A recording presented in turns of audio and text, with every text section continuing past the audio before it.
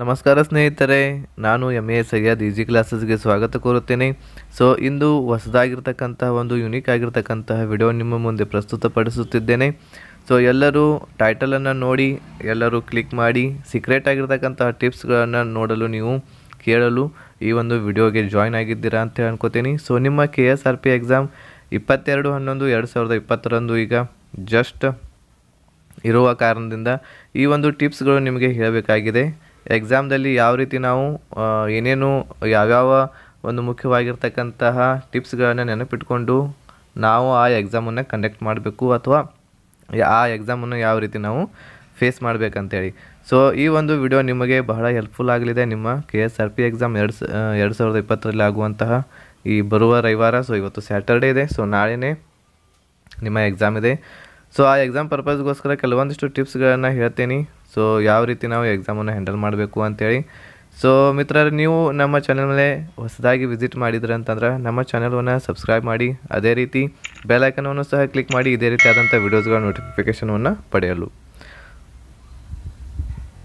ಮಿತ್ರರೇ, ನಾನು ಈ ಒಂದು ವಿಡಿಯೋದಲ್ಲಿ ಮುಖ್ಯವಾಗಿ ಈ 3 ಪಾಯಿಂಟ್ಸ್ಗಳ ಬಗ್ಗೆ ಇಲ್ಲೇ ನಾನು ಡಿಸ್ಕಷನ್ ಮಾಡಲಿದ್ದೇನೆ. ಸೊ ಮೊದಲನೇ ಪಾಯಿಂಟ್ ಆಗಿರ್ತಕ್ಕಂಥದ್ದು ಹೌ ಟು ಸ್ಟಾರ್ಟ್, ಯಾವ ರೀತಿ ನಾವು ನಮ್ಮ ಎಕ್ಸಾಮನ್ನು ಸ್ಟಾರ್ಟ್ ಮಾಡಬೇಕು ಹಾಲಲ್ಲಿ ಹೋದಾಗ. ಸೊ ಅದೇ ರೀತಿ ನೆಗೆಟಿವ್ ಮಾರ್ಕ್ಸ್ ಇರೋದ್ರಿಂದ ಯಾವ ರೀತಿ ಕ್ವಶನ್ಸ್ಗಳನ್ನು ಹ್ಯಾಂಡಲ್ ಮಾಡ್ಕೋಬೇಕು. ಸೊ ಅದೇ ರೀತಿ ಹೌ ಮಚ್ ಅಟೆಂಡ್, ಸೊ ಎಷ್ಟು ನಾವು ಕ್ವಶನ್ಸ್ಗಳನ್ನು ಟಿಕ್ ಮಾರ್ಕ್ ಮಾಡಿ ಬರಬೇಕು ಅನ್ನೋದು ಸಹ ಒಂದು ಸ್ವಲ್ಪ ಟಿಪ್ಸ್ಗಳನ್ನು ಹೇಳ್ತೀನಿ. ಸೊ ಇದಕ್ಕಿಂತ ಮುಂಚೆ ನಾನು ಒಂದು ವಿಷಯವನ್ನು ನಿಮಗೆ ಪದೇ ಪದೇ ಹೇಳ್ತಿರ್ತೇನೆ ನಮ್ಮ ಎಲ್ಲ ಗ್ರೂಪ್ಸ್ಗಳಿರುವಂಥ ಎಲ್ಲ ಸ್ನೇಹಿತರಿಗೆ. ಸೊ ಮೊದಲು ನಿಮ್ಮಷ್ಟಕ್ಕೆ ನೀವು ಬಿ ಕಾನ್ಫಿಡೆಂಟ್ ಆಗಿರಿ. ಓಕೆ, ಸೊ ಮೊದಲು ನಿಮ್ಮಷ್ಟಕ್ಕೆ ನೀವು ಕಾನ್ಫಿಡೆಂಟ್ ಆಗಿರಿ, ನಾನು ಈ ಎಕ್ಸಾಮನ್ನು ಕ್ಲಿಯರ್ ಮಾಡ್ತೀನಿ ಅಂಥೇಳಿ. ಸೊ ನಿಮ್ಮಷ್ಟಕ್ಕೆ ನೀವು ಕಾನ್ಫಿಡೆಂಟ್ ಇದ್ರೆ ಅಂತಂದ್ರೆ ಎಲ್ಲ ಮುಂದಿನ ಹಾದಿ ನಿಮಗೆ ಬಹಳ ಸುಲಭವಾಗಿ ಆಗುತ್ತದೆ. ಸೊ ಯಾವುದೇ ಹೆದರಿಕೆ ಬೇಡ, ಕಾನ್ಫಿಡೆಂಟ್ ಆಗಿರಿ, ಹೆಲ್ದಿ ಆಗಿರಿ. ಸೊ ನಾಳೆ ಎಕ್ಸಾಮ್ ಇರುವ ಕಾರಣದಿಂದ ಇದು ಬಹಳ ಇಂಪಾರ್ಟೆಂಟ್. ಏನಪ್ಪ ಅಂತಂದ್ರೆ ಹೆಲ್ತ್ ನಮ್ಮದು ಕಾಪಾಡಿಕೊಳ್ಳೋದು, ಅದೇ ರೀತಿ ಕಾನ್ಫಿಡೆಂಟ್ ಆಗಿರೋದು, ಹೆದರಿಕೆ ಇರಬಾರ್ದು ನಿಮ್ಮಲ್ಲಿ. ನೀವು ಸ್ಟಡಿ ಒಳ್ಳೆಯ ರೀತಿಯಿಂದ ಮಾಡಿದ್ರೆ ಅಂತಂದ್ರೆ ನಿಮ್ಮಲ್ಲಿ ಹೆದರಿಕೆಯೂ ಸಹ ಇರೋದಿಲ್ಲ. ಸೊ ಇದಕ್ಕಿಂತ ಮುಂಚೆನೂ ನಾನು ಈ ರೀತಿ ಇರ್ತಕ್ಕಂಥ ವಿಡಿಯೋಸ್ಗಳನ್ನ ಮಾಡಿದ್ದೇನೆ. ಸೊ ಆ ವಿಡಿಯೋಸ್ಗಳಲ್ಲೂ ಸಹ ನಾನು ಪದೇ ಪದೇ ಹೇಳ್ತಾ ಇರ್ತೇನೆ, ನೀವು ಕಾನ್ಫಿಡೆಂಟ್ ಆಗಿರಬೇಕು ಯಾವುದೇ ಎಕ್ಸಾಮ್ ಬರಿಬೇಕಂತೇಳಿ ಹೋಗಿದ್ರೆ ಅಂತಂದ್ರೆ. ಸೊ ನೀವು ಕಾನ್ಫಿಡೆಂಟ್ ಇರಲಿಲ್ಲ, ನೀವು ಸ್ಟಡಿ ಸರಿಯಾಗಿ ಮಾಡಲಿಲ್ಲ ಅಂತಂದರೆ ನಿಮಗೆ ಹೆದರಿಕೆ ಆಗೋದು ಅದು ಸಹಜ. ಸೊ ಕಾನ್ಫಿಡೆಂಟ್ ಆಗಿ ಎಕ್ಸಾಮ್ಗೆ ಹೋಗಿ. ಸೊ ಅದೇ ರೀತಿ ಈಗ ಮೊದಲನೇ ಪಾಯಿಂಟ್ ಆಗಿರ್ತಕ್ಕಂಥದ್ದು ಹೌ ಟು ಸ್ಟಾರ್ಟ್. ಸೊ ಯಾವ ರೀತಿ ನಾವು ಪ್ರಶ್ನೆ ಪತ್ರಿಕೆಯನ್ನು ನಮ್ಮ ಕೈಯಲ್ಲಿ ಬಂದಾಗ ಹಾಲಲ್ಲಿ ಸೊ ಯಾವ ರೀತಿ ಸ್ಟಾರ್ಟ್ ಮಾಡಬೇಕು ಅನ್ನೋದು ಒಂದು ಸ್ವಲ್ಪ ನಾನು ನಿಮಗೆ ಇಲ್ಲಿ ಮಾಹಿತಿಯನ್ನು ಹೇಳ್ತೀನಿ. ಸೊ ಬಹಳಷ್ಟು ವಿದ್ಯಾರ್ಥಿಗಳು ಇಲ್ಲಿ ಟೈಮ್ ಕವರ್ ಮಾಡಲಿಕ್ಕೆ ಆಗೋದಿಲ್ಲ. ಟೈಮ್ ಕವರ್ ಎಲ್ಲೆಲ್ಲಿ ಮಾಡ್ಕೋಬೇಕು, ಯಾವ ಪ್ರಶ್ನೆಗಳಿಗೆ ಹೆಚ್ಚಿನ ಸಮಯ ಕೊಡಬೇಕು, ಯಾವ ಪ್ರಶ್ನೆಗಳಿಗೆ ಕಡಿಮೆ ಸಮಯ ಕೊಡಬೇಕು ಅನ್ನೋದು ಒಂದು ಸ್ವಲ್ಪ ಇಲ್ಲಿ ನಿಮಗೆ ಮಾಹಿತಿಯನ್ನು ತಿಳಿಸ್ಕೊಡ್ತೀನಿ. ಸೊ ಮೊದಲು ನಿಮ್ಮ ಹತ್ತಿರ ಕ್ವಶನ್ ಪೇಪರ್ ನಿಮ್ಮ ಕೈಯಲ್ಲಿ ಬಂದಾಗ ಮೊಟ್ಟ ಮೊದಲು ಬೆಲ್ ಆದಮೇಲೆ ಸೊ ಮೊದಲು ರೀಡ್ ಮಾಡಲು ಸ್ಟಾರ್ಟ್ ಮಾಡಿಬಿಡಿ. ಸೊ 1ನೇ ಕ್ವಶನನ್ನು ರೀಡ್ ಮಾಡಿ, 2ನೇ ಕ್ವಶನ್ ರೀಡ್ ಮಾಡಿ. ಸೊ 1ನೇ ಕ್ವಶನ್ ನಿಮಗೆ ಗೊತ್ತಿತ್ತು, ನೀವು 100% ಶ್ಯೂರ್ ಇದ್ದರೆ ಅಂತಂದ್ರೆ ಆ ಒಂದು ಪ್ರಶ್ನೆಗೆ ನೀವು ಟಿಕ್ ಮಾರ್ಕ್ ಮಾಡಿ. ಓಕೆ, ಆಗನೇ ಮಾಡಿ, ಇದನ್ನು ಪೆಂಡಿಂಗ್ ಇಟ್ಕೊಳ್ಳಿಕ್ಕೆ ಹೋಗಬೇಡಿ. ಸೊ ಈಗ 1ನೇ ಪ್ರಶ್ನೆಗೆ suppose option C is the right answer ಆಗಿತ್ತಂತಂದ್ರೆ ಅದಕ್ಕೆ ಏನು ಮಾಡಿ, ಟಿಕ್ ಮಾರ್ಕ್ ಮಾಡಿಬಿಡಿ ಅವಾಗನೇ. ಸೊ ಪೆಂಡಿಂಗ್ ಇಡ್ತಾ ಹೋದರೆ ಅಂತಂದ್ರೆ ಮುಂದೆ ಬರುವಂತಹ ಟೈಮ್ ನಿಮಗೆ ಸಾಕಾಗೋದಿಲ್ಲ, ನಿಮಗೆ ಗೊತ್ತಿರುವಂತಹ ಕ್ವಶನ್ ಕೂಡ ಮಿಸ್ ಆಗಿ ಹೋಗ್ಬೋದು. ಯಾಕಂತಂದರೆ ಶಾರ್ಟ್ ಟೈಮ್ ಇರೋದರಿಂದ 90 ನಿಮಿಷ ಇರೋದರಿಂದ ಸೊ ಶಾರ್ಟ್ ಟೈಮ್ ಇರ್ತೈತಿ. ನಿಮ್ಗೆ ಆನ್ಸರ 1ನೇದು ಗೊತ್ತಿತ್ತಂದ್ರೆ ಅದನ್ನು ಟಿಕ್ ಮಾರ್ಕ್ ಮಾಡಿಬಿಡಿ. ಸಪೋಸ್ ಇಲ್ಲಿ ಈ ಒಂದು ಕ್ವಶನ್ನೇ ನೀವು ಕೇಳಿಲ್ಲ ಅಥವಾ ಈ ಕ್ವಶನ್ 1ನೇ ಕ್ವಶನ್ ನೀವು ಕೇಳೇ ಇಲ್ಲ, ನೀವು ಆ ಕ್ವಶನನ್ನು ರೀಡ್ ಮಾಡಿದ್ದೇ ಇಲ್ಲ ಅಂತಂದರೆ ಎಲ್ಲೂ ಸಹ ಅದರ ಬಗ್ಗೆ ನಿಮಗೆ ಚರ್ಚೆ ಮಾಡಲಿಕ್ಕೆ ಸಿಕ್ಕಿಲ್ಲ ಅಥವಾ ಎಲ್ಲೂ ನೀವು ಅದನ್ನು ಕೇಳಿಲ್ಲ ಅಂತಂದರೆ ಸೊ ಇದನ್ನು ಸ್ಕಿಪ್ ಮಾಡಿ, ಇದನ್ನು ಪೂರ್ತಿ ಟೋಟಲ್ ಆಗಿಯೇ ಸ್ಕಿಪ್ ಮಾಡಿಬಿಡಿ. ಯಾಕಂತಂದರೆ ನೆಗೆಟಿವ್ ಮಾರ್ಕ್ಸ್ ಇರೋದ್ರಿಂದ ಸ್ಕಿಪ್ ಮಾಡೋದು ಒಳ್ಳೆಯದು. ಸೊ 4 ಆಪ್ಷನ್ಸ್ಗಳಲ್ಲಿ ನಿಮಗೆ ಏನೂ ಗೊತ್ತಿರಲಿಲ್ಲ ಅಂತಂದರೆ ಅದನ್ನು ಸ್ಕಿಪ್ ಮಾಡಿಬಿಡಿ. ಸೊ ಅದೇ ರೀತಿ 1ನೇ ಪ್ರಶ್ನೆ ಆದಮೇಲೆ 2ನೇ ಪ್ರಶ್ನೆಯನ್ನು ಓದ್ತೀರಿ. ಸೊ ಇದರಲ್ಲಿ ನಿಮಗೆ ಸಪೋಸ್ ಪ್ರಶ್ನೆಯನ್ನು ಓದಿರ್ತೀರಿ, ಎಲ್ಲೋ ಒಂದು ಸ್ವಲ್ಪ ಕೇಳಿರ್ತೀರಿ, ಆದರೆ ಇದರಲ್ಲಿ ನಿಮಗೆ ಕಾನ್ಫಿಡೆಂಟ್ ಇರ್ತೈತಿ ಸಿ ಮತ್ತು ಡಿ ಈ 2 ಆಪ್ಷನ್ಸ್ಗಳು ಇದರ ಉತ್ತರ ಆಗಿರುವುದಿಲ್ಲ ಅಂತ ಹೇಳಿ ಗೊತ್ತಿತ್ತಂದ್ರೆ ಎ ಮತ್ತು ಬಿ ಯಲ್ಲಿ ಯಾವುದಾದ್ರೂ ಒಂದು ನೀವು ಟಿಕ್ ಮಾರ್ಕ್ ಮಾಡ್ಬೋದು. ಓಕೆ, ಎ ಮತ್ತು ಬಿ ಯಲ್ಲಿ ಯಾವುದಾದ್ರೂ ಒಂದು ಟಿಕ್ ಮಾರ್ಕ್ ಮಾಡಿ. ಓಕೆ, ಯಾವ ಸಂದರ್ಭದಲ್ಲಿ ಸಿ ಮತ್ತು ಡಿ ನಿಮಗೆ ಪಕ್ಕಾ ಗೊತ್ತಿರಬೇಕು, ಈ ಎರಡೂ ಆಪ್ಷನ್ಸ್ಗಳು ಇದರ ಉತ್ತರ ಆಗೋಕ್ಕೆ ಸಾಧ್ಯ ಇಲ್ಲ ಅಂಥೇಳಿ. ಸೊ ಆ ಸಂದರ್ಭದಲ್ಲಿ ಎ ಅಥವಾ ಬಿ ಈ ಎರಡರಲ್ಲಿ ಒಂದನ್ನು ನೀವು ಕನ್ಫ್ಯೂಸ್ ಇದ್ದಾಗ, ಎ ಮತ್ತು ಬಿ ಎರಡರಲ್ಲಿ ಕನ್ಫ್ಯೂಸ್ ಇದ್ದಾಗ ನೀವು ಇದನ್ನು ಟಿಕ್ ಮಾರ್ಕ್ ಮಾಡ್ಬೋದು. ಸೊ ಈ ರೀತಿ ಅಂದರೆ 50-50 ಇದ್ದಾಗ, ಒಂದು ಪ್ರಶ್ನೆಯನ್ನು ಓದಿದಾಗ 50-50 ನಿಮಗೆ ಕಾನ್ಫಿಡೆನ್ಸ್ ಇತ್ತಂದ್ರೆ ಅದನ್ನು ಅಟೆಂಡ್ ಮಾಡಿ. ಸೊ ಇದನ್ನು ಬಿಟ್ಟು ಬರಲಿಕ್ಕೆ ಹೋಗಬೇಡಿ ಈ ರೀತಿ ಇರ್ತಕ್ಕಂತಹ ಕ್ವಶನ್. ಓಕೆ, ಸೊ ಈ ರೀತಿ ನೀವು ಕ್ವಶನನ್ನು ಅಟೆಂಡ್ ಮಾಡ್ತಾ ಹೋಗಿ. ಸೊ ಲಾಸ್ಟಿಗೆ ಈಗ ಸ್ಟಾರ್ಟಿಂಗನ್ನು ಇದನ್ನು ಅಟೆಂಡ್ ಮಾಡ್ಲಿಕ್ಕೆ ಹೋಗಬೇಡಿ. ಸೊ ಈ 50-50 ಇರ್ತಕ್ಕಂಥದ್ದು ಸ್ಟಾರ್ಟಿಂಗ್ ಅಟೆಂಡ್ ಮಾಡ್ಲಿಕ್ಕೆ ಹೋಗಬೇಡಿ. ಸೊ ಮೊದಲು ನಿಮಗೆ ಕಾನ್ಫಿಡೆನ್ಸ್ ಇರ್ತಕ್ಕಂಥದ್ದು 100% ಇರ್ತಕ್ಕಂಥವುಗಳನ್ನು ನೀವು ಮೊದಲು ಟಿಕ್ ಮಾರ್ಕ್ ಮಾಡ್ತಾ ಹೋಗಿ OMRದಲ್ಲಿ ಅದನ್ನು ತುಂಬ್ತಾ ಹೋಗಿಬಿಡಿ. ಸೊ 100% ಇರ್ತಕ್ಕಂಥದ್ದು ಇದು 1ನೇ ರೌಂಡ್. ಸೊ ಟೋಟಲಾಗಿ ನೀವು 2 ರೌಂಡಲ್ಲಿ ನಿಮ್ಮ ಕ್ವಶನ್ ಪೇಪರನ್ನು ರೀಡ್ ಮಾಡಿ. ಸೊ 1ನೇ ರೌಂಡಲ್ಲಿ 100% ಇರ್ತಕ್ಕಂಥವುಗಳನ್ನು ಫಾಸ್ಟಾಗಿ ಮುಗಿಸ್ಕೊತ ಹೋಗಿ. ಸೊ 2ನೇ ರೌಂಡಲ್ಲಿ ಏನು ನೀವು ಇನ್ನೊಂದು ಸಲ ಕ್ವಶನ್ ಪೇಪರನ್ನು ಓದ್ತಾ ಹೋಗ್ತೀರಾ, 2 ಸಲ ಓದಬೇಕಾಗ್ತತಿ. ಸೊ 2ನೇ ಸಲ ಏನು ಓದ್ತಿರ್ತೀರಿ, ಸೊ ಆವಾಗ 50-50 ಇರುವಂಥವುಗಳನ್ನು ಏನು ಮಾಡಿ ನೋಡ್ತಾ ಹೋಗಿ. ಸೊ 50-50 ಯಾವ ರೀತಿ ನೋಡ್ತಾ ಹೋಗಬೇಕು, ಸೊ ನೀವು ಮೊದಲೇ ಓದ್ತಾ ಹೋಗಿರ್ತೀರಿ. ಸೊ ಈಗ 2ನೇ ಪ್ರಶ್ನೆಯನ್ನು ಇಲ್ಲಿ ಓದಿರ್ತೀರಿ. ಸೊ 2ನೇ ಪ್ರಶ್ನೆಯನ್ನು ಇಲ್ಲಿ ಓದಿದಾಗ ನಿಮಗೆ ಗೊತ್ತಿರ್ತೈತಿ. ಸೊ ಇಲ್ಲಿ 50-50 ನೀವು ಕಾನ್ಫಿಡೆನ್ಸ್ ಇರುವಂತಹ ಕ್ವಶನ್ ಇದು. ಸೊ ಇಲ್ಲಿ ಇದಕ್ಕೆ ಈ ರೀತಿ ರೌಂಡ್ ಮಾರ್ಕ್ ಮಾಡಿಬಿಡಿ.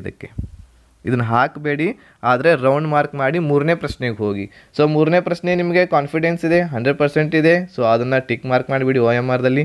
4ನೇ ಪ್ರಶ್ನೆ ನಿಮಗೆ ಗೊತ್ತೇ ಇಲ್ಲ, ಅದನ್ನು ಬಿಟ್ಟು ಬಿಡಿ. ಸೊ ಅದನ್ನು ಏನು ಮಾಡಲಿಕ್ಕೆ ಹೋಗಬೇಡಿ, ಅದನ್ನು ಬಿಟ್ಟು ಬಿಡಿ. ಓಕೆ, ಅದನ್ನು ಬಿಟ್ಟುಬಿಡಿ. ಸೊ ಅದೇ ರೀತಿ ನೆಕ್ಸ್ಟ್ 4ನೇ ಪ್ರಶ್ನೆ ಆಯಿತು, 5ನೇ ಪ್ರಶ್ನೆಗೆ ಹೋಗ್ತೀರಿ. ಸೊ 5ನೇ ಪ್ರಶ್ನೆ ನಿಮಗೂ ಇಲ್ಲೂ ಸಹ 50-50 ಗೊತ್ತಿದೆ, ಅದನ್ನು ರೌಂಡ್ ಮಾರ್ಕ್ ಮಾಡಿ. ಸೊ ರೌಂಡ್ ಮಾರ್ಕ್ ಮಾಡಿದ್ದು ನಿಮಗೆ ಗೊತ್ತಾಗ್ಬಿಡ್ತೈತಿ. ಸೊ 2ನೇ ಸಲ ರೀಡಿಂಗ್ ಏನು ಮಾಡ್ತಿರ್ತೀರ ನೀವು ಇಲ್ಲಿ, ಸೊ ಆ ಸಂದರ್ಭದಲ್ಲಿ ರೌಂಡ್ ಮಾರ್ಕ್ ಮಾಡಿರುವಂತಹ ಕ್ವಶನ್ಸ್ಗಳನ್ನು ಹಾಕ್ತಾ ಹೋಗಬೇಕು. ಓಕೆ, ಸೊ ಈ ಎಲ್ಲ ಪ್ರೊಸೆಸ್ ಈಗೇನು ನಾ ಹೇಳಿದ್ದೀನಿ ನಾನು ನಿಮಗೆ ಯಾವ ರೀತಿ ಅಟೆಂಡ್ ಮಾಡಬೇಕಂತೇಳಿ. ಸೊ ಮೊದಲು ಏನು ಮಾಡಬೇಕು, 100% ಇರ್ತಕ್ಕಂತಹ ಕ್ವಶನನ್ನು ಹಾಕ್ತಾ ಹೋಗಿ 100 ಕ್ವಶನ್ಸ್ವರೆಗೆ ಓದ್ತಾ ಹೋಗಿ. ಸೊ ಆಮೇಲೆ ನಿಮಗೆ 50-50 ಇರುವಂತಹ ಏನು ಕ್ವಶನ್ಸ್ ಇರ್ತೈತಿ, ಅಥವಾ ಎಲ್ಲೋ ಒಂದು ಕಡೆ ಓದಿರ್ತೀರಿ, ಎಲ್ಲೋ ನಿಮ್ಮ ಮೈಂಡ್ದಲ್ಲಿ ಒಂದು ಸ್ವಲ್ಪ ಅದರ ಬಗ್ಗೆ ತಿಳುವಳಿಕೆ ಇರ್ತೈತಿ, ಗೊತ್ತಿರ್ತೈತಿ, ಅಂಥವುಗಳನ್ನು ಏನು ಮಾಡಬೇಕು, ರೌಂಡ್ ಮಾರ್ಕ್ ಮಾಡ್ತಾ ಹೋಗಬೇಕು ಆ ಪ್ರಶ್ನೆಗಳಿಗೆ. ಓಕೆ, ರೌಂಡ್ ಮಾರ್ಕ್ ಮಾಡ್ತಾ ಹೋದ್ರಿ ಅಂತಂದ್ರೆ ಮುಂದೆ 2ನೇ ಸಲ ಏನು ಓದ್ತಾ ಇರ್ತೀರಿ, ಸೊ ಆ ಸಂದರ್ಭದಲ್ಲಿ ನೀವು ಆ ರೌಂಡ್ ಮಾರ್ಕ್ ಮಾಡಿರ್ತಂಥವುಗಳನ್ನು ಮಾತ್ರ ಓದಿ ಅವುಗಳನ್ನು ಸರಿಯಾಗಿ OMRದಲ್ಲಿ ಫಿಲಪ್ ಮಾಡ್ತಾ ಹೋಗಬೇಕು. ಸೊ ಇಲ್ಲಿ ಇನ್ನೊಂದು ಗಮನದಲ್ಲಿ ಇಡಬೇಕು ನೀವು ಏನಂತಂದ್ರೆ, ಸೊ ಈಗ 100% ಮಾಡ್ತಾ ಹೋಗಿರ್ತೀರಿ, 100% ಗೊತ್ತಿರುವಂತಹ ಕ್ವಶನ್ಗಳನ್ನು ಟಿಕ್ ಮಾರ್ಕ್ ಮಾಡ್ತಾ ಹೋಗಿರ್ತೀರಿ. ಸೊ 1ನೇ ರೌಂಡ್ ಮುಗಿತೈತಿ, ಓದೋದು 1ನೇ ರೌಂಡ್ ಕ್ವಶನ್ ಪೇಪರ್ ಮುಗಿತೈತಿ. ಸೊ ಇದಾದ ಮೇಲೆ ನೀವು ಅವುಗಳನ್ನ ಕ್ವಿಕ್ಕಾಗಿ ಒಂದು ಸಲ ಕೌಂಟ್ ಮಾಡಿಬಿಡಿ. ಸೊ 100% ನನಗೆ ಗೊತ್ತಿರುವಂಥವುಗಳು ಎಷ್ಟು ಅಂತೇಳಿ. ಸೊ ಸಪೋಸ್ 50, 60, 70ವರೆಗೆ ನಿಮ್ಮ ಸ್ಕೋರ್ ಬರ್ತಾ ಇತ್ತಂದ್ರೆ, ಸೆಕೆಂಡ್ ರೌಂಡದಲ್ಲಿ 70 ನಿಮ್ಮ ಸ್ಕೋರ್ ಬರ್ತಾ ಇತ್ತಂದ್ರೆ, ಸೆಕೆಂಡ್ ರೌಂಡಲ್ಲಿ ಏನು ಓದ್ತಾ ಹೋಗಿರ್ತೀರಿ 50-50 ಆಗಿ, ಸೊ ಆ ಸಂದರ್ಭದಲ್ಲಿ ಒಂದು ಸ್ವಲ್ಪ ಕೇರ್ಫುಲ್ಲಾಗಿ ನೀವು ಟಿಕ್ ಮಾರ್ಕ್ ಮಾಡಿ. ಯಾಕಂತಂದ್ರೆ ಆಲ್ರೆಡಿ 70ಗೆ ರೀಚ್ ಆಗಿರ್ತೀರಿ ನೀವು. ಸೊ ಸೆಕೆಂಡ್ ರೌಂಡಲ್ಲಿ ಏನು ಓದಿ 50-50 ಇರುವಂಥ ಕ್ವಶನ್ಗಳನ್ನು ಅಟೆಂಡ್ ಮಾಡ್ತಿರ್ತೀರ, ಅಲ್ಲಿ ಕೇರ್ಫುಲ್ಲಾಗಿ ಒಂದು ಸ್ವಲ್ಪ ಹಾಕ್ತಾ ಹೋಗಿ. ಸೊ ಮಿನಿಮಮ್ ಈ ಒಂದು ನಾವು ರೇಂಜನ್ನು ನೋಡಿದ್ವಿ ಅಂತಂದ್ರೆ 72ದಿಂದ 75+ ನೀವು ಮಾರ್ಕ್ಸನ್ನು ತೊಗೊಲೇಬೇಕಾಗ್ತತಿ KSRPಗೆ. ಓಕೆ, 72 to 75+ ತೊಗೊಲೇಬೇಕಾಗ್ತತಿ. ಸೊ ಆದ್ದರಿಂದ ಈ ಒಂದು ರೇಂಜ್ಗೆ ಬರುವ ಹಾಗೆ ನೀವು ಏನು ಮಾಡಿ ಕ್ವಶನ್ಗಳನ್ನು ಅಟೆಂಡ್ ಮಾಡ್ತಾ ಹೋಗಿ. ಸೊ ಇದು ಯಾವ ರೀತಿ ಅಟೆಂಡ್ ಮಾಡಬೇಕು ಕ್ವಶನ್ ಪೇಪರ್ ಅಂತ ಹೇಳಿ ನಾನು ಬ್ರೀಫಾಗಿ ಹೇಳಿದೆ. ಸೊ ಇದನ್ನು ಫಾಲೋ ಅಪ್ ಮಾಡಿ, ಸೊ ನಿಮಗೂ ಒಳ್ಳೆಯದಾಗ್ತೈತಿ. ಸೊ ಯಾವ ರೀತಿ ಮಾರ್ಕ್ಸ್ಗಳು ಎಷ್ಟು ಬೀಳ್ತಾವು ಅಥವಾ ಎಷ್ಟು ನಾನು ಕರೆಕ್ಟಾಗಿವೆ 100%, ಸೊ ಆ ರೀತಿ ನಿಮಗೆ ಗೊತ್ತಾಗ್ಬಿಡ್ತೈತಿ. ಆಮೇಲೆ ಯಾವ ಅಟೆಂಡ್ ಮಾಡಬೇಕು, ಯಾವುದು ಅಟೆಂಡ್ ಮಾಡಬಾರ್ದು ಅನ್ನೋದು ಸಹ ನಾನು ನಿಮಗೆ ಹೇಳಿದೆ. ಸೊ ಇನ್ನೊಂದು ಇಲ್ಲಿ ನಿಮಗೆ ಹೇಳಬೇಕಾಗಿದೆ ಏನಪ್ಪ ಅಂತಂದರೆ, ಏನೋ ಬೈ ಚಾನ್ಸ್ ಬಹಳ ಕಡಿಮೆ ನಿಮಗೆ ಗೊತ್ತಿದಾವೆ ಅಂತೇಳಿ ತಿಳ್ಕೊಳ್ರಿ. 100% ಇರ್ತಕ್ಕಂಥವುಗಳು ಬಹಳ ಕಡಿಮೆ ಗೊತ್ತಿದಾವೆ ಅಂತ ಇದ್ದು ಅಂತಂದ್ರೆ, ಆಲ್ಮೋಸ್ಟ್ ನೀವು 50 ಗೊತ್ತಿದಾವೆ ಅಂತಂದ್ರೆ ನಿಮಗೆ, ಸೊ 50 ಅಂತೂ ಸೆಲೆಕ್ಷನ್ ಆಗೋದಿಲ್ಲ, 60ನೂ ಆಗೋದಿಲ್ಲ ನಿಮ್ಮ ಸೆಲೆಕ್ಷನ್. ಸೊ ಇದಕ್ಕಿಂತ ಹೆಚ್ಚು ಮಾರ್ಕ್ಸ್ ಬೇಕಾಗಿರೋದ್ರಿಂದ ನಿಮಗೆ 100% ಗೊತ್ತಿರುವಂಥದ್ದು 60 ಬಂದಾವ ಅಂತ ತಿಳ್ಕೊಳ್ರಿ, 60 ಅಥವಾ 65. ಸೊ ನೀವು ಆದಷ್ಟು ರೀಚ್ ಮಾಡ್ಲಿಕ್ಕೆ ಹೋಗಿ 80%ವರೆಗೆ. ಓಕೆ, ಈ 80% ಅಟೆಂಡ್ ಮಾಡಿ ಅಂತಂದರೆ 80 ಪ್ರಶ್ನೆವರೆಗೆ ಅಟೆಂಡ್ ಮಾಡಿ. ಸೊ ನಿಮಗೆ ಗೊತ್ತಾಗ್ಬಿಡ್ತೈತಿ ಒಂದು ಸ್ವಲ್ಪ ನೋಡಿದ್ರೆ ಅಂತಂದ್ರೆ ಗೊತ್ತಾಗ್ಬಿಡ್ತೈತಿ. ಸೊ ಯಾವ ರೇಂಜಿಗೆ ನನಗೆ ಮಾರ್ಕ್ಸ್ ಬೀಳ್ಬೋದು ಅಂತೇಳಿ. ಸೊ ಆ ಒಂದು ರೇಂಜನ್ನು ಇಟ್ಕೊಂಡು ನೀವು ಕ್ವಶನ್ಸ್ಗಳನ್ನು ಅಟೆಂಡ್ ಮಾಡಿ. ಸೊ 72ರಿಂದ 75 ಅಂಕಗಳು ನಿಮಗೆ ಬರಲೇಬೇಕು. ಸೊ ಈ ಒಂದು ರೇಂಜ್ದಲ್ಲಿ ಇದಕ್ಕಿಂತ ಕಡಿಮೆ ಇಲ್ಲ, ಇದಕ್ಕಿಂತ ಹೆಚ್ಚು ಮಾರ್ಕ್ಸ್ ಬರಲೇಬೇಕಾಗ್ತೈತಿ. ಸೊ ಒಂದು ಸ್ವಲ್ಪ ಕೇರ್ಫುಲ್ಲಾಗಿ ಅಟೆಂಡ್ ಮಾಡಿ. ಸೊ ಈಗ ನೆಗೆಟಿವ್ ಮಾರ್ಕ್ಸ್ ಬಗ್ಗೆ ಒಂದು ಸ್ವಲ್ಪ ಚರ್ಚೆಯನ್ನು ಮಾಡೋಣ ನಾವು. ಸೊ ನೆಗೆಟಿವ್ ಮಾರ್ಕ್ಸ್ ಬಗ್ಗೆ ಈಗಾಗಲೇ ನಾನು ನಿಮಗೆ ಹೇಳಿದೆ, ನೆಗೆಟಿವ್ ಮಾರ್ಕ್ಸ್ ಇರೋದರಿಂದ ಯಾವ ರೀತಿ ಅಟೆಂಡ್ ಮಾಡಬೇಕು ಅಂಥೇಳಿ. ಸೊ ಆದಷ್ಟು ಕೇರ್ಫುಲ್ಲಾಗಿ ಅಟೆಂಡನ್ನು ಮಾಡಿ. ಸೊ ನಿಮ್ಮ ಸ್ಕೋರ್ 72 to 75 ಪ್ಲಸ್ ಆಗಲೇಬೇಕು. ಸೊ ಈ ಒಂದು ರೇಂಜ್ದಲ್ಲಿ ಇರುವ ಹಾಗೆ ನೀವು ಕ್ವಶನ್ಸ್ಗಳನ್ನು ಅಟೆಂಡ್ ಮಾಡ್ತಾ ಹೋಗಿ. ಆಮೇಲೆ ನೆಗೆಟಿವ್ 0.25 ಇದೆ ನಿಮ್ಮ ನೆಗೆಟಿವ್ ಮಾರ್ಕ್ಸ್ 0.25 ರಷ್ಟು ನಿಮ್ಮ ಅಂಕಗಳನ್ನು ಕಡಿತಗೊಳಿಸಲಾಗುತ್ತದೆ ಒಂದು ಕ್ವಶನ್ ರಾಂಗ್ ಆತಂದ್ರೆ. ಸೊ ಆದ್ದರಿಂದ ಒಂದು ಸ್ವಲ್ಪ ಕೇರ್ಫುಲ್ಲಾಗಿ ಅಟೆಂಡ್ ಮಾಡಿ. ಸೊ ನೆಗೆಟಿವ್ ಮಾರ್ಕ್ಸ್ ಇರೋದರಿಂದ ಎಷ್ಟು ಅಟೆಂಡ್ ಮಾಡಬೇಕು ಅನ್ನೋದು ಸಹ ನಾನು ನಿಮಗೆ ಈಗ ಒಂದು ಬ್ರೀಫ್ ಐಡಿಯಾನ ಕೊಟ್ಟಿದ್ದೇನೆ. ಸೊ ನಿಮ್ಮ ಸ್ಕೋರ್ 75 ಆಗ್ತಾ ಇತ್ತಂದ್ರೆ ನಿಮಗೆ ಪಕ್ಕಾ ಗೊತ್ತಿರುವಂಥದ್ದು 75 ಇದ್ದು ಅಂತಂದರೆ ಒಂದು ಸ್ವಲ್ಪ ಕೇರ್ಫುಲ್ಲಾಗಿ +5 ಅಷ್ಟೇ ನೀವು ಅಜ್ಮಾಸ್ ಹಾಕಬಹುದು. ಸೊ ಹೆಚ್ಚು ಹಾಕ್ಲಿಕ್ಕೆ ಹೋಗಬೇಡಿ, ಯಾಕಂತಂದರೆ ಇಷ್ಟರಲ್ಲಿ ನಿಮ್ಮ ಸೆಲೆಕ್ಷನ್ ಆಗಬಹುದು. ಸೊ ಇದಾದ ಇಲ್ಲಿ ಕ್ವಶನ್ ಪೇಪರ್ ಕೂಡ ಬಹಳ ಇಂಪಾರ್ಟೆಂಟ್ ಆಗಿರ್ತಕ್ಕಂತಹ ಪಾತ್ರವನ್ನು ವಹಿಸ್ತೈತಿ. ಯಾಕಂತಂದರೆ ಈಸಿ ಇತ್ತಂತಂದರೆ ನೀವು ಹೆಚ್ಚು ಮಾರ್ಕ್ಸ್ ಹಾಕಲೇಬೇಕಾಗ್ತೈತಿ. ಸೊ ನಾನು 75 to 80 ಅಷ್ಟೇ ಟಿಕ್ ಮಾರ್ಕ್ ಮಾಡಿ ಅಂತೇಳಿ ಹೇಳಿದಾಗ ಇಷ್ಟೇ ಮಾಡಲಿಕ್ಕೆ ಹೋಗಬೇಡಿ. ಸೊ ನೆಗೆಟಿವ್ ಮಾರ್ಕ್ಸ್ ಇದಾವು ಓಕೆ, ಆದರೆ ಕ್ವಶನ್ ಪೇಪರ್ ಈಸಿ ಇತ್ತಂದ್ರೆ ಏನು ಮಾಡೋರು? ಓಕೆ, ಕ್ವಶನ್ ಪೇಪರ್ ಈಸಿ ಇತ್ತಂದ್ರೆ ಒಂದು ಸ್ವಲ್ಪ ಹೆಚ್ಚು ಅಟೆಂಡ್ ಮಾಡಲೇಬೇಕಾಗ್ತೈತಿ. ಸೊ ನಿಮ್ಮ ಕೆಪಾಸಿಟಿಗೆ ಅನುಗುಣವಾಗಿ ನಿಮಗೆ ಎಷ್ಟು ಗೊತ್ತಿದಾವೆ ಅಷ್ಟು ಮಾಡಲೇಬೇಕು ನೀವು ಅಟೆಂಡ್. ಸೊ ಎಕ್ಸಾಮ್ ಮೇಲೆ ನಿಮ್ಮ ಮೇಲೆ ನಿರ್ಭರವಾಗಿರ್ತಕ್ಕಂಥದ್ದು.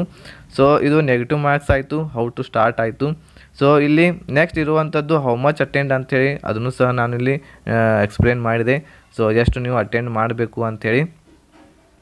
ಸೊ ಇವೆಲ್ಲ ಒಂದು ಸ್ವಲ್ಪ ಇಂಪಾರ್ಟೆಂಟ್ ಇರ್ತಕ್ಕಂಥವುಗಳನ್ನು ಗಮನದಲ್ಲಿಟ್ಕೊಂಡು ಎಕ್ಸಾಮನ್ನು ಫೇಸ್ ಮಾಡಿ. ಸೊ ನೀವು ಸ್ಟಡಿ ಮಾಡಿದ್ರೆ ಅಂತಂದ್ರೆ ನಿಮಗೆ ಹೆದರಿಕೆ ಅಂತೂ ಆಗೋದಿಲ್ಲ, ಹೆದರಿಕೆ ಅನ್ನೋದು ಬಿಟ್ಟುಬಿಡಿ.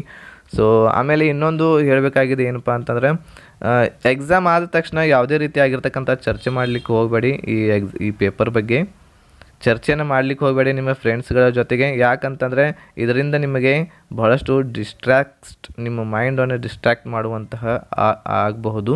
ಸೊ ಆದ್ದರಿಂದ ಚರ್ಚೆನ ಮಾಡಲಿಕ್ಕೆ ಹೋಗಬೇಡಿ. ಚರ್ಚೆ ಮಾಡಿ ನಿಮ್ಮ ಫ್ರೆಂಡ್ಸ್ ಜೊತೆಗೆ. ಯಾವುದ್ರ ಬಗ್ಗೆ ಚರ್ಚೆ ಮಾಡಬೇಕು? ಮುಂದಿನ ಎಕ್ಸಾಮ್ ಬಗ್ಗೆ.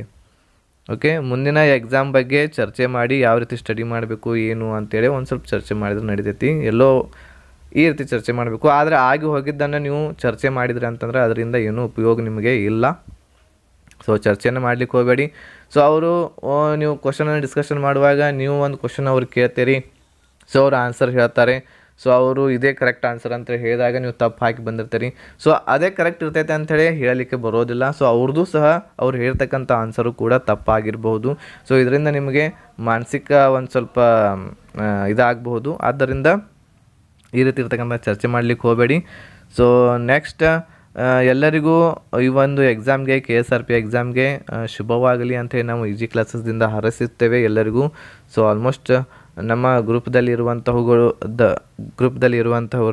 ಎಲ್ಲರೂ ಸೆಲೆಕ್ಷನ್ ಆಗಲಿ. ಹಾಗೂ ನೀವು ಮಾಡಿದಂತಹ ಏನು ಕಷ್ಟಪಟ್ಟು ಓದೇರಿ, ಎಷ್ಟೋ ತೊಂದರೆಗಳು ಇದ್ದಾಗಲೂ ಸಹ